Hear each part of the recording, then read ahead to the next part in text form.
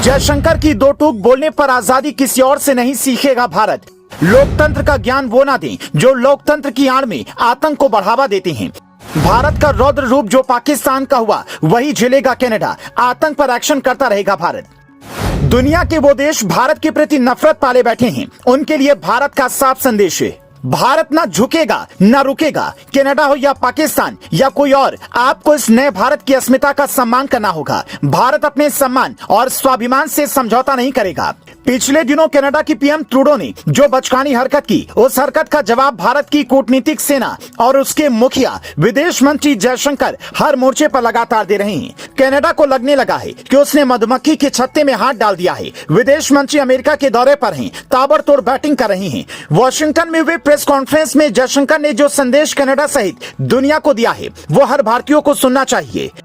मैंने अमेरिका में भी ये बातें कही हैं और मैं कनाडाई लोगों से भी कहना चाहता हूं, हम एक लोकतांत्रिक देश हैं। हमें दूसरे लोगों से ये सीखने की जरूरत नहीं है कि अभिव्यक्ति की आजादी क्या है, लेकिन हम लोगों को बताना चाहते हैं कि अभिव्यक्ति की आजादी हिंसा भड़काने के स्तर तक नहीं होनी चाहिए। हमारे लिए आजादी का गलत इस्तेमाल है, ये स्वतंत्रता की रक्षा नहीं है।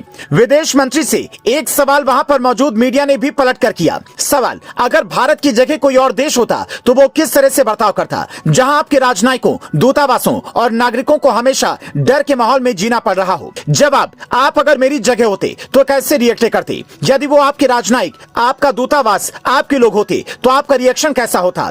जयशंकर का संदेश पूरी दुनिया के लिए था। भारत अपने राजनीतिकों और दूतावासों पर हो रहे हमलों को यूं ही चुपचाप झेलता नहीं रहेगा। विदेश मंत्री जयशंकर ने साफ बता दिया, जब तक भारत के राजनयिकों और दूतावास की सुरक्षा कनाडा में सुनिश्चित नहीं होती। भारत का संदेश कनाडा के लिए साफ है कि अभिव्यक्ति की स्वतंत्रता की आड़ में भारत अपने ऊपर अपनी आंतरिक सुरक्षा पर हो रहे हमले नहीं झेलेगा।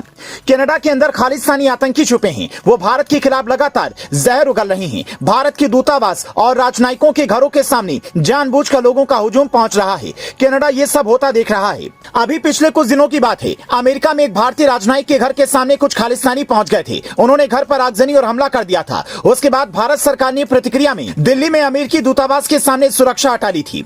जब वॉशिंगटन में जयशंकर कनाडा की सरकार को आईना दिखा रहे थे, तब ब्रिटेन में कट्टरपंथी ब्रिटिश खालिस्तानी समर्थकों के एक समूह ने ब्रिटेन में भारतीय उच्चायुक्त विक्रम दोराईस्वामी को शुक्रवार को स्कॉटलैंड के गुरुद्वारे में प्रवेश करने से रोक दिया। खालिस्तानी समर्थकों ने भारतीय उच्चायुक्त को कार से नीचे नहीं उतरने दिया। कनाडा और ब्रिटेन के कई शहरों में सिखों की आबादी काफी अधिक है और गुरुद्वारे इस समुदाय का केंद्र बिंदु हैं। खालिस्तानी आतंकी हरदीप सिंह निज्जर गुरुद्वारे का अध्यक्ष था। निज्जर की हत्या के बाद खालिस्तानी समर्थक भड़के हुए हैं। स्कॉटलैंड में भारतीय उच्चायुक्त के साथ जो व्यवहार हुआ वो खालिस्तानी समर्थकों के लिए कोई नई बात नहीं है। ब्रिटेन में खालिस्तानी समर्थकों ने इस तरह की हरकत पहले भी की है। मौजूदा साल मार्च को ब्रिटेन की राजधानी लंदन में स्थित भारतीय उच्चायोग की बिल्डिंग पर भी हमला किया गया। यहाँ खालिस्तानी का झंडा लेकर पहुंची भीड़ ने उच्चायोग की बिल्डिंग से भारत का झंडा नीचे उतार दिया था और खालिस्तानी झंडा फहराने की कोशिश की थी।